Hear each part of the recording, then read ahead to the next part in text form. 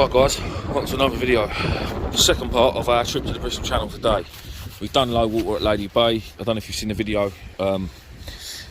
If you haven't missed much. We didn't catch anything, but we showed you around a few bits and bobs. Showed you the rotten bottom link clip, rotten bottom setup and bits and bobs. I'd love to say where we are now, but I have no idea. I've just been told to come here by a local. We gave me directions. People will probably know. There's some gas tanks there, and there's a big bridge over there. That's about it. Today, here now, I'm going to fish with 3 rods. The ground is nice and clean. There's a few nice little gullies in here. Obviously the only thing we've got to worry about is these reeds in front of us, but they're not so much of a problem. So I'm fishing 2 big rigs and a loop rig. Ooh. So here we have a pulley dropper with squeezed out yellers and peeler crab on the bottom. This one is yellers that were full, that I've blown, and all the juices have started leaking out already. So that's just straight lug. And then on that we've got the loop rig there, that I've made actually by Jay. He's an absolute legend and he makes a pucker rig, loop rig, 2 squeezed out yellow small baits. We're going to dink that one in a bit shorter, and see if we can find a flounder or something. I know they get quite a few decent Dover sole up the channel. This looks very soul-y, if you like, soul-y. So yeah, why not? I'm going to give it a bash. I'm pretty certain we're going to get pushed right back. Looking up here, so we've had to walk through these reeds. It was like Jurassic Park, and we was looking for velociraptors and stuff. But looking at, we've got a tide line there. As you can see, the water's come up in that gully.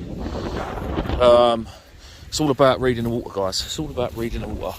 We've also got a tide line here. So I don't know which tide line was which. Oh, that's wet. And I'm sure, yeah, that there's a tide line there too, and God knows what else. So I'm sure on the bigger tides it does go right up. Hopefully today it don't, because as of yet we haven't found the way out through these reeds here, and I don't know if there's any gullies in it. We can't just go walking in where we don't know. So we're gonna have a little look in a minute for an exit plan. If it comes, to be honest, if it comes up to here and we've still got an hour left till our water, we're gonna have to go. So yeah, that's the plan. 3 rods, being greedy, but we don't get to come down here often. Although I was here last week, I'm here this week, and we have planned to come down next week. But you've got to give it the most. Well, I've driven 3.5 hours to just sit there and play with 1 rod. So yeah, that is the plan. And obviously, as soon as the water's in, guys, I'll bring you back. Hopefully, we'll see a few fish today. Gav and Luke have joined us as well today. They're down here for 3 days. They're going to do a bit of a tour of South Wales and the Bristol Channel and fish every tide they can, low and high. They're going to slum it in their car. Fair play to them. But yeah, that is about all I can tell you at the minute, guys. There's a massive, great big channel over there, which we did look at, and we thought, well, that would be ideal to fish. The problem being, I would have thought all these ledges would be clay. If you get a lead stuck in them, you're never getting it back. And we've just been at Lady Bay and lost, I think, about 11 sets of gear. Sam had lost 7, and I'm sure I lost 4. So we don't fancy losing any more gear. So it's nice, clean ground here, which is what we like. Right, bring on the fish. What's happening, everyone? So first fish has been caught. So as I said earlier, I've got 2 rods out with big hooks on, big rigs, pulley droppers. The other rod I put out with a loop rig on it. One, it's 2 hooks, so it's 2 more baits in the water, and 2, I just thought if there's any smaller codling out there, any other species, and hold on, because this water's going to be cold. Somewhere in here, no, there he is.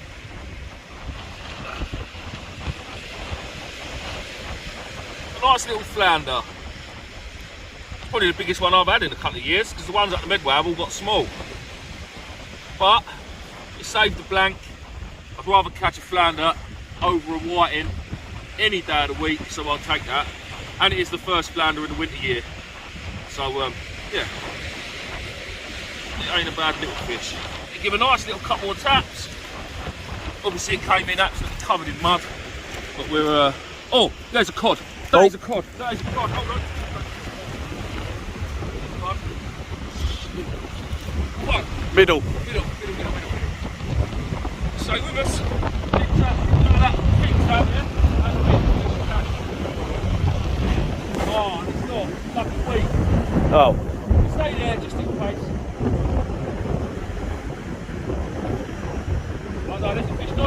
Oh, we've got a fish nodding. Oh, mine's going as well now. Yeah, that's me, Sam. Oh.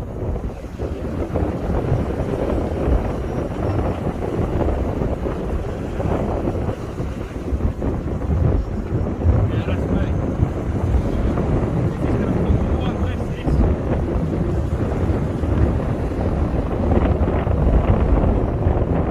Sorry, mate.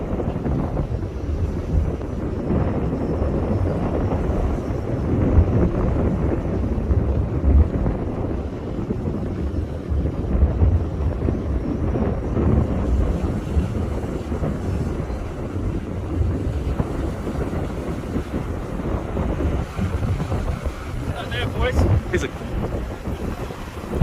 Sam, take this one. Underneath that one. Right, come around, come around.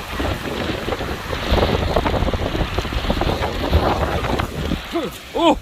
Sliding all over the flat. Come in.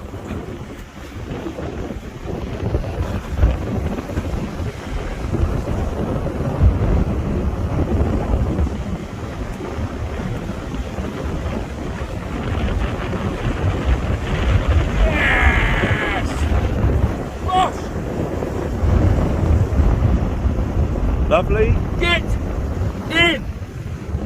We have not blanked. We have not wasted our time. Come in, boys. Again, guys, it's only small. Say small, £23.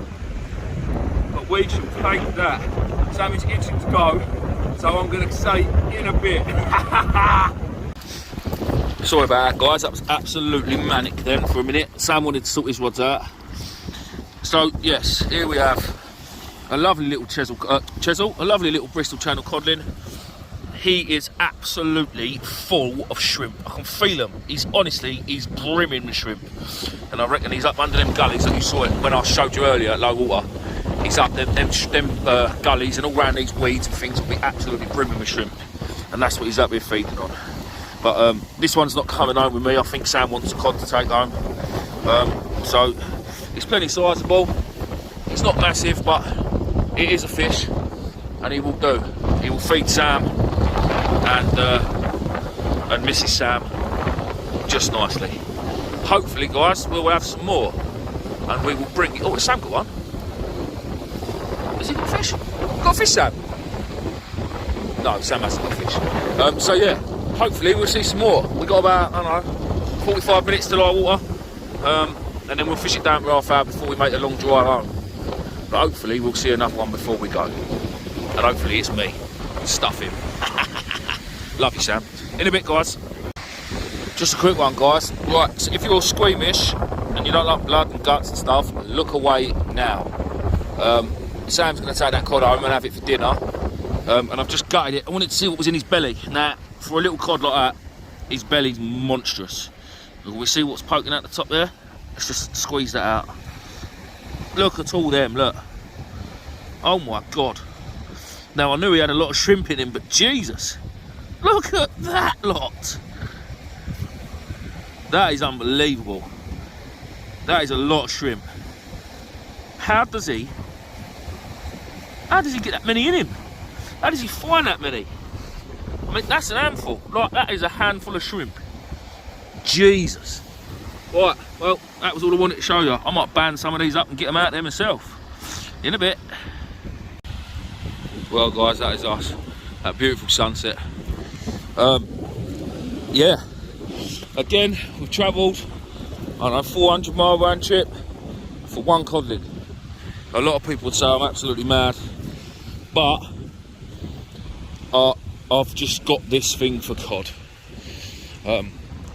Just a little bit like I've got this thing for blondes. Do you know what I mean? Yeah. I just love them. I absolutely love them.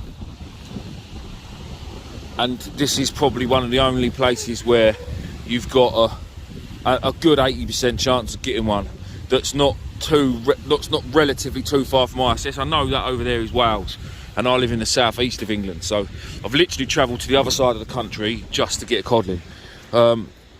But I'm happy with that. It has made my trip. I'm gutted that Sam didn't get one, but then he had a £50 tote, so yeah, that's his fish for the year, I think. Again, I want to thank you all for watching. If you're new, please don't forget to subscribe and click the notification bell. If you want to help us out any more, there's the join button, which costs you a couple of quid every month. Massively helps me out. If you don't want to do that, absolutely fine. Please though, don't forget guys to subscribe. The red button that says subscribe is totally free, as I mentioned in my last video, because a few of the older lads thought you had to pay. So yeah, that's us. I think I'm going to be back here Sunday with Nath, the fat fish chaser. Check his videos out.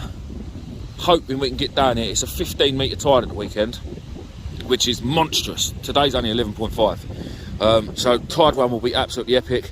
If we do, we're going to fish further up. We're probably going to just drive down here, fish the old water and drive home again. So we're probably only going to get 3.5 hours fishing, and for 6 hours worth of driving. But for that, I'll have to do 3 hours worth of driving to go and pick bait up again. But again, there's no point in coming this far if you're going to bring crap bait. And although I can get decent comments from Medway Tackle, my local tackle shop, I prefer the yellowtails for the cod, just me personally. I feel like they give me just that bit of a better edge. And there's no point in coming with something you don't feel quite confident with. So for me, the more effort I put into the preparation for the fishing, the more I get back. And again, that's not all the time, because fishing is fishing. It don't matter. You could have the best bait, the best weather conditions, in the best spot, and still blank. If the fish ain't there, you ain't going to catch them. But today we fished hard, and between the four of us, I was the only person that got one. And it's not because I was doing anything special. Sam had the same bait as me, pulley dropper rigs.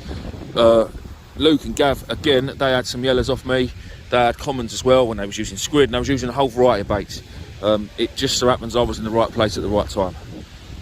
But for the preparation I've done, as I said, during the midweek I drove from my house to Brighton and back, which is 3.5 hours worth of driving, and God knows how much in diesel, just to go and pick up peeler crabs that didn't work, that didn't get touched. I've had a whole one or a bit out all day on at least one of the rods, and nothing's touched them. So an absolute waste of time. But unless you try, you never know. And that's just something I want to try and sort of get out there. Try these different things, guys. Put that little bit more effort in, and the fish, hopefully the fishing for you will get better. So yeah, I am going to shoot. One more quick thing before we leave. This place looks no different to how it was when we got here. Alright, apart from footprints. But make sure, I know 99.9% if you do it, just take all your rubbish home with you guys. Like, this is a beautiful bit of land with not a speck of rubbish on it, not from anglers anyway. And wherever you go in the country, just try and keep it like that. I will see yous on the next one. Much love.